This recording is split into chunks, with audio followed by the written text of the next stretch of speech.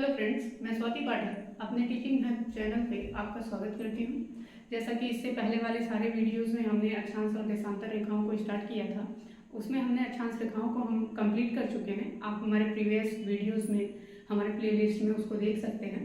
उसके बाद आज हम देशांतर रेखाओं को क्लियर करेंगे और कुछ पॉइंट्स जानने के बाद हम प्रीवियस ईयर के क्वेश्चन पेपर को सॉल्व करने का प्रयास करेंगे, जिससे हमारा क्या होगा, क्रिस्टल क्लियर हो जाएगा कि आखिर में ये टॉपिक्स पढ़ने के बाद हमारे क्वेश्चन किस तरह के किस लेवल के आते हैं और हम आसानी से उसको अटेम्प्ट कर सकते हैं। ओके, तो आइए हम जानते हैं देशांतर रेखाएं क्या होती हैं। हमारी देशांतर रेखाएं कैसी हैं कि पृथ्वी के धरातल पे खींची गई ऊर्ध्वाधर काल्पनिक रेखाएं होती हैं जो कि नॉर्थ पोल को साउथ पोल से मिलाती हैं। ठीक है, ये नॉर्थ पोल है, ये साउथ पोल है।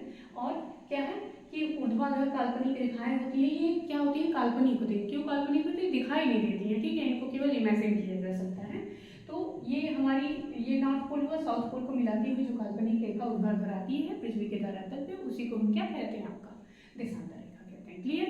ठीक, अब हम जानते हैं कि जैसे 0 डिग्री अक्षांश रेखा होती थी, ये है।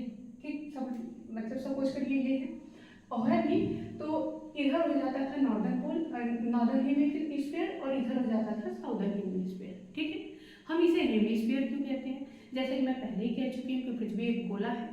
ये गोला है जिसे 2 बराबर भागों में बांटने का काम 0 डिग्री अक्षांश रेखा करती है, जिसे भूमध्य रेखा कहा जाता है। उसी तरह 0 डिग्री देशांतर रेखा भी इसको 2 बराबर भागों में बांटने का काम करती है।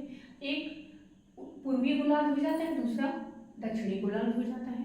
पूर्वी गोलार्ध का मतलब क्या है कि ये आपका पूर्व की तरफ पड़ रहा है, गोले का आधा हो जा रहा है आपका, तो ये पूर्वी गोलार्ध हो गया। ये हमारा पश्चिम की तरफ पड़ रहा है, तो ये हमारा क्या हो गया, पश्चिमी गोलार्ध हो गया। क्लियर?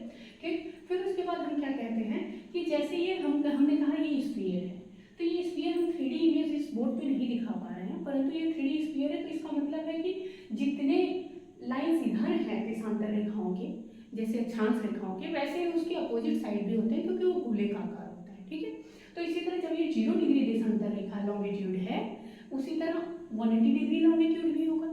सेम काम वो भी करता है। 0 डिग्री लॉन्गिट्यूड की तरह ही हमारे अर्थ को 2 बराबर भागों में बांटने का काम करता है। ठीक है, ये ईस्टर्न हेमिस्फीयर और वेस्टर्न हेमिस्फीयर में बांटता है, यानी पूर्वी गोलार्ध और दक्षिणी गोलार्ध में बांटता है। अब हम बात करेंगे कि इस 0 डिग्री देशांतर रेखा को और किन नामों से हम जानते हैं। ये 0 डिग्री देशांतर रेखा जो होती है हमारी GMT के नाम से जानी जाती है, यानी प्रधान यामोत्तर रेखा। अब प्रधान यामोत्तर रेखा क्या होती है? प्रधान यामोत्तर रेखा का मतलब है कि ऐसी रेखा जो हमारे समय का निर्धारण करती है। ठीक है, इसको हम प्राइम मेरिडियन टाइम के लिए यूज किए करते हैं, तो प्राइम मेरिडियन टाइम भी कहते हैं। क्यों? क्योंकि ये हमारे समय के निर्धारण, यानी हर देश के समय के बारे में कैसे मतलब क्या आज अगर इंडिया में इतना बज रहा है तो हमारे यूएसए में कितना होगा, ये टाइमिंग हम अभी आगे डिस्कशन करेंगे वो किस तरह से निकाला जाता है। लेकिन उसके लिए जो मेन माना जाता है, कौन सी रेखा को माना जाता है? 0 डिग्री देशांतर रेखा का प्रयोग करते हुए जो ईस्टर्न में आता है उसको हम किस तरह से सॉल्व करते हैं, जो वेस्टर्न हेमिस्फीयर में आता है उसको हम किस तरह से सॉल्व करते हैं, अभी हम आगे पढ़ेंगे इसके बारे में। ठीक है, अभी हमने क्या कहा कि 0 डिग्री देशांतर रेखा जो होती है केवल 0 डिग्री को, 180 डिग्री को इसमें नहीं होगी। 0 डिग्री यामोत्तर रेखा को 0 डिग्री देशांतर रेखा को हम क्या कहते हैं? प्रधान यामोत्तर रेखा कहते हैं। क्लियर? फिर उसके बाद हमारा क्या है, GMT इसको कह दिया गया। अब हम बात करेंगे कि आखिर में ये देशांतर रेखाओं के बीच की दूरी सेम तो हो नहीं सकती। ठीक है, क्योंकि देख रहे हो कि ये इक्वेटर पे ज्यादा चौड़ी है और जाते जाते जाते जाते ध्रुवों के पास एकदम क्या हो जा रही है, 0 हो जा रही है। तो हम कह सकते हैं कि हमारी देशांतर रेखाओं में भूमध्य रेखा पर जो उसके बीच की दूरी होती है वो सबसे ज्यादा होती है। हमने लिखा है ये बात, 2 देशांतर के मध्य की अधिकतम दूरी इक्वेटर पे कितनी होती है? सबसे ज्यादा होती है। पहले तो सबसे अधिकतम होती है, कितनी होती है वो? 111 यानी 111.32 किलोमीटर। इसे हम ज़्यादातर कभी कभी पूछ लेता है, जैसे कि हमारा सीटेट डायरेक्टली क्वेश्चन कभी भी नहीं पूछता। हमारे सीटेट में थियोरेटिकल क्वेश्चंस रहते हैं, एग्जाम्स रीजन वाले क्वेश्चन रहते हैं, जिसके लिए हमें सारी चीज़ों को जानना जरूरी होता है।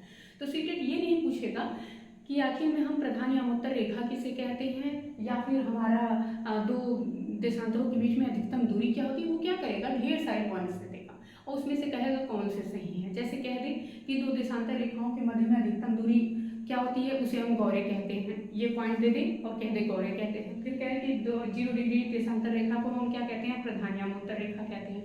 फिर कह देगा कि 0 डिग्री देशांतर रेखा जो है ईस्टर्न और वेस्टर्न हेमिस्फीयर को नहीं बांटती है, ठीक है।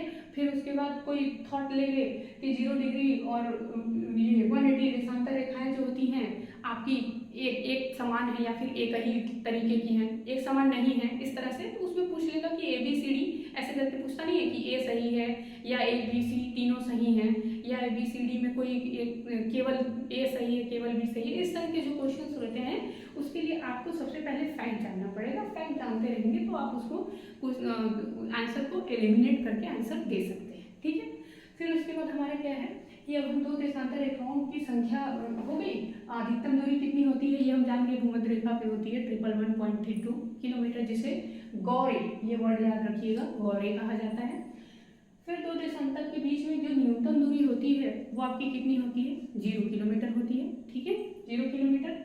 और ये कहाँ 0 किलोमीटर होती है, हमने देखा ये भूमध्य रेखा पे सबसे ज़्यादा चौड़ी है, फिर जाते जाते जाते जाते ध्रुवों पे इनकी बीच की दूरी कितनी हो जाती है, 0। इसीलिए हम कहते हैं ध्रुवों पे सबसे कम दूरी और भूमध्य रेखा पे सबसे ज़्यादा दूरी होती है, ठीक। यहाँ पे आती है 0 किलोमीटर, ये आप बता दोगे कि ध्रुवों पे सबसे न्यूनतम दूरी होती है, कितनी होती है, 0 किलोमीटर होती है।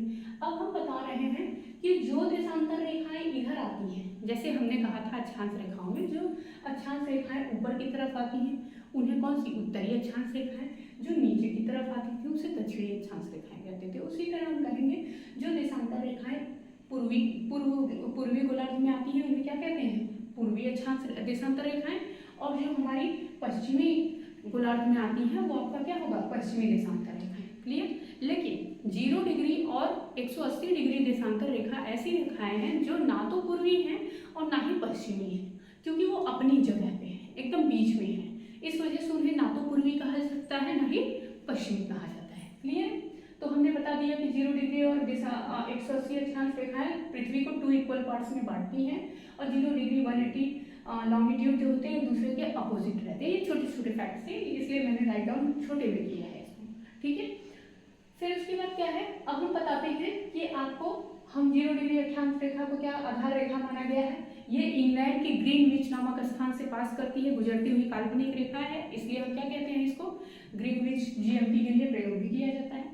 अब हम बताएंगे आपको कि आखिर में देशांतर रेखाओं की संख्या कितनी होती है।